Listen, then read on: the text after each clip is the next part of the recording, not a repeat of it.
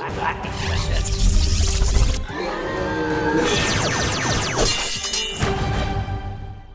christiangeekcentral.com. Do you like games? I like games too. I like games too. Hey guys, Peter Franson here from christiangeekcentral.com and Spirit Blade Productions, here with my reactions to the Nintendo Switch presentation that aired online last night, where Nintendo, for the first time, gave full details, well, arguably full, maybe not, on their new console, the Switch, which is going to be coming out March 3rd, 2017, both in the US and abroad, with a retail price of $300, $299.99. They revealed a lot of interesting things. I don't think this is going to be a console for me, and yet I'm still optimistic, and I like a number of the things that they are bringing to the console market with the Switch. So let me talk just briefly about a few things. If you want like this kind of in-depth analysis and this kind of like proper coverage of the Switch, I'm not your guy for that. I'm just kind of talking about my thoughts, kind of what I reacted to, and then what I think some of the benefits are specifically for those of us who are aiming to live this life walking with Christ. And I think there are some benefits to that end that this console is providing. So let's see, we've got online with chat.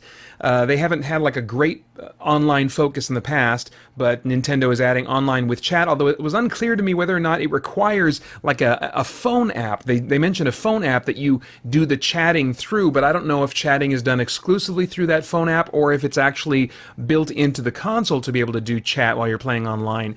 So that's a bit of a mystery. There is an online paid subscription service for playing games online that will begin in the fall, and up until then, from release up until then, it's going to be a trial, kind of a trial service.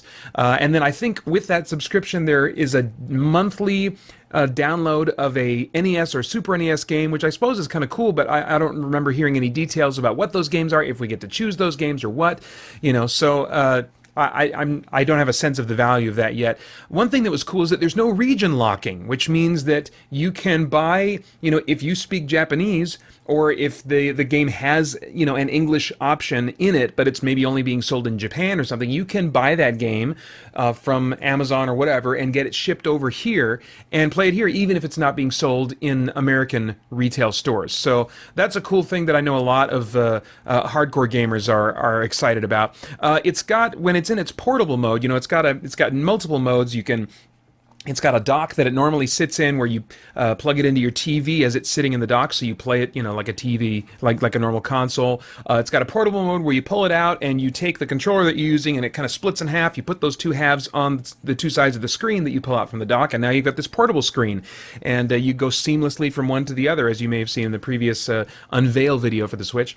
And then you can also set it up on a stand, like on a picnic table somewhere, take those two halves of the controller off, turn them sideways, and then you've got two teeny tiny controllers that two different people can use, and so, you know, it has a lot of flexibility in terms of how it's used. When it's on the go, it has a battery life of between 2.5 to 6 hours, which seems like a really broad range. So I'm wondering, well, what makes the difference between you know, when you're playing a game or some kind of activity that's going to last for 2.5 hours versus what's going to last 6 hours?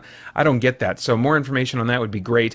You can wirelessly, locally link 8 of these together. So at the very least, that's going to be 8 co-op if you're all using the handheld mode, and maybe, I'm not going to try and do the math, but I mean, who knows how many you can do if you take the Joy-Cons off and turn them sideways and have your little rinky-dinky controller. But that was cool just to kind of see this this emphasis on local multiplayer possibilities. Let's see here. The console comes with 1 or 2 Joy-Con. The way they talked about it, they always seem to use the singular, even when they were talking about it split in half. So like when it's together, the controller is called the Joy-Con. And when it's in 2, it's like, these are the Joy-Con, they would say, you know, these two the little rinky-dink ones. So I don't know how you exactly describe maybe the right Joy-Con and the left Joy-Con or something. I don't know. But anyway, what they were kind of making a case for was that these are the console comes with 2 controllers. But by two controllers, they're just talking about the little, rinky-dink ones that are about the size of, I think, probably an NES gamepad, or maybe even smaller. And when the guy, the corporate guy in the suit, of course, when he's up there, he says, and it fits right in your hand, and it's very natural. And I was looking at his fingers, it's like, that doesn't look natural or comfortable at all. I would have to hold it in my hands. I don't know, but I mean, I don't know if I have bigger hands than normal, but I was just like, I don't know if that looks natural to me. So anyway, jury's out on that one as far as I'm concerned. Let's see here. There was share functionality, which I don't really care about, but that allows you to share screenshots and eventually video as you're playing games, share those things online. What was interesting was that both halves of the Joy-Con have these really detailed, first they have motion control. So all the kind of Wii type of games of playing ping pong and that kind of stuff, you're still going to be able to have those types of experiences on the Switch, which was a little bit surprising to me that they were packing those into these little things. What was even maybe more surprising was that they are packing into both halves of these Joy-Con this HD rumble feature, which is really articulated, and they were in their demonstration showing how it could simulate multiple ice cubes dropping into a glass and then that glass filling up with water. So I think they were trying to convey something that really we'll only be able to get a sense of by actually getting our hands on it. So it'll be interesting to see various media outlets that get their hands on it and kind of give their commentary on the experience. I'm excited by the potential for the hardware and for the controllers, although not in their split form. I don't see myself enjoying playing a game that way.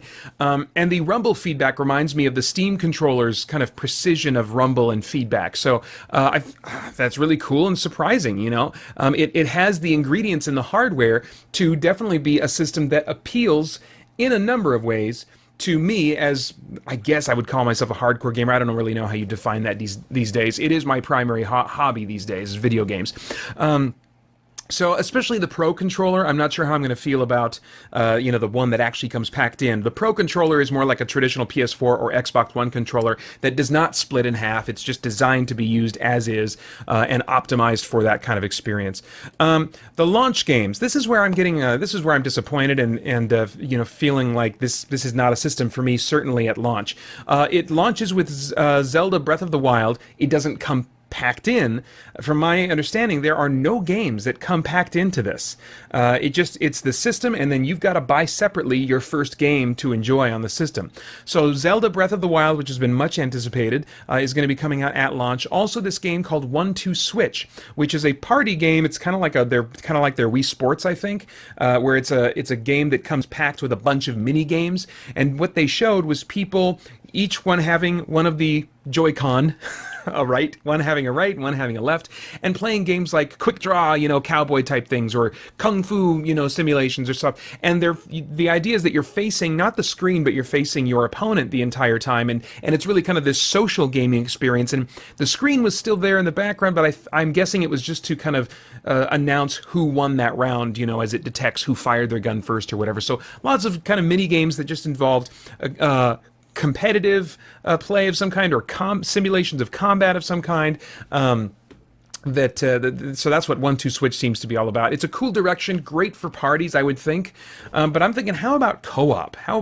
That's something that I really like. Much prefer co-op over competition. And I've got two young boys. I've got a 6-year-old and a 9-year-old, and they, try to dominate each other plenty just naturally. I'd love to have experiences that encourage cooperation and team building together. So, but that just doesn't seem to be a real focus of Nintendo right now with the games that they're talking about for Switch. Really, they seem to be about local multiplayer, which I think is great, but they really seem to be mostly fixated on competitive multiplayer experiences. Let's see, also at launch will be Dragon Quest Heroes 1 and 2. I think 2 is the only one of those two that's going to be like new. Well, yeah, Dragon Quest Heroes 1 has come out. I don't know if 2 comes out on other consoles before the Switch releases. I don't know the release date for that, but anyway, those, let's see. Oh, yeah, then there's Nobunaga something or other. It's part of, I think, a previously existing series. I Am Setsuna. There's some kind of Tetris game. Disgaea 5, which has been released before. And Super Bomberman R, which I'm not sure if that's been released before or not. I know there are titles in the series that have been released before, and that's kind of a party-type game. And that's it from all I've seen, both in the presentation and elsewhere so far, of the games that are going to be available at launch. So I'm not a particular fan of the Zelda series. I'm not really into the 1-2 switch thing. I don't need to play Dragon Quest Heroes. I'd rather just play an actual role-playing game. I don't really know anything about Nobunaga. I already have I Am Setsuna. I don't want Tetris. I don't really am not interested in Disgaea or Super Bomberman. So at launch, there's really nothing in terms of games that interests me. And then a little later on in 2017, we're going to get Splatoon 2, I think, during the summer. That has a multiplayer focus, but you can play against the AI from what I understand. So that's cool, because then we can have a potential cooperative local multiplayer experience, which would be a great thing in my house. Then there's a game called ARMS, which is, another player versus player combat, but this time you're facing the screen and you're making your characters shoot these big kind of extended spring-loaded arms or whatever. It's kind of a weird, silly combat game. But again, two-player PvP, combat. I'm not really into that. Switch games are going to retail for $60, which means just to get the ball rolling, you're going to make an investment of $360 just to get the system in one game. The first Mario game is coming out Holiday 2017. They showed some interesting things about it. Mario's going away from the Mushroom Kingdom, and he's going to be visiting what looks like New York or some kind of like real world city with real taxi cabs and real people walking around. It was kind of unusual. If you want to kind of build up your collection in terms of what you have available to use with this console, to get one of those Pro controllers, $70. Compared that to, I believe, the standard price for a PS4 or Xbox One controller is $50. And then if you want to get the left and right Joy-Con, that basic model that can be split apart, that costs $80. And if you want just one Joy-Con, like the left Joy-Con or the right Joy-Con, those are $50 each. So holy crap. If you want anything beyond that base set, that is quite the investment. That doesn't surprise me because, as I said, the controllers sound like they're pretty technologically advanced. So, but man, for a company that's wanting to promote this kind of really multiplayer type of experience, this party type atmosphere, if you want to extend your number of players at all, it is cha-ching, it is going to like rack up really quick. I really do like, though, this local multiplayer focus. It's something that I think encourages in-person relationships and community, and I'm hoping that people will get excited about that, and that will inspire the competition, Xbox One and PS4, or even like a PC, to have more local multiplayer experiences as opposed to these online experiences, which, while still social, it's not the same as a in-person relationship where you invite someone to come into your home. There's just something so much more personal about that kind of hanging out than there is, just being on a screen where you don't have to really be vulnerable enough to let anyone come into your space, your physical space. There's just something about that that I think is really valuable. So I love their focus on multiplayer. I think that's a great thing. I would love to see more co-op multiplayer for me personally and for my family, and for just me as a gamer and the type of games I like to play. When I do, on the rare occasion, play with other people, I prefer not online but local co-op multiplayer, and so I would love to have more of that, and just freaking more games in general. That's ultimately what this was all about to me, and for the things I'm interested in, they just had almost nothing. Maybe nothing at all. I mean, I wanted to have the eStore showcased with a bunch of past titles from like their handheld, systems and their retro consoles and stuff, all available for purchase on their eStore. I wanted them to at least say that will happen, but they didn't even say that will happen. They barely mentioned anything about the eStore, if at all. I can't even remember. But I'd love to see those handheld Castlevania games that were inspired by Castlevania Symphony of the Night. I'd love to see the Dragon Quest series as it was kind of remastered for those, or remade, I should say, for the handheld, the Game Boy Advance and the Nintendo DS and 3DS.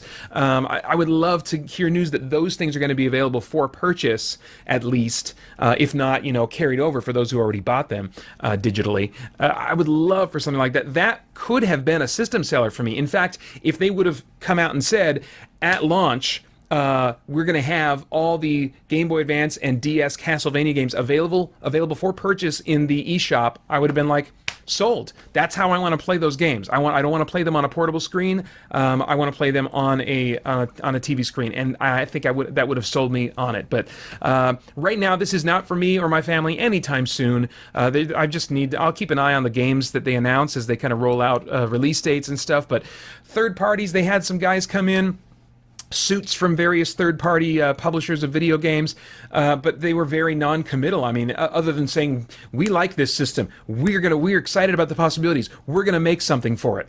Okay, well, what are you making? And sometimes they would say a title, but I mean, for me, if we remember from the Wii U, there's a similar kind of thing going on, and we saw how that panned out. There was just virtually nothing from third parties, not especially when compared to what was happening with PS4 and Xbox One. So what I really need is not suits coming out and saying what their intentions are. I need game titles and release dates. That's when I'm going to believe that, that these games are actually going to be coming out and the Switch is going to be supported by third parties. Until then, it's just not worth the financial risk for me. $300 plus 360, or who knows how much it would be if I want to play with my whole family.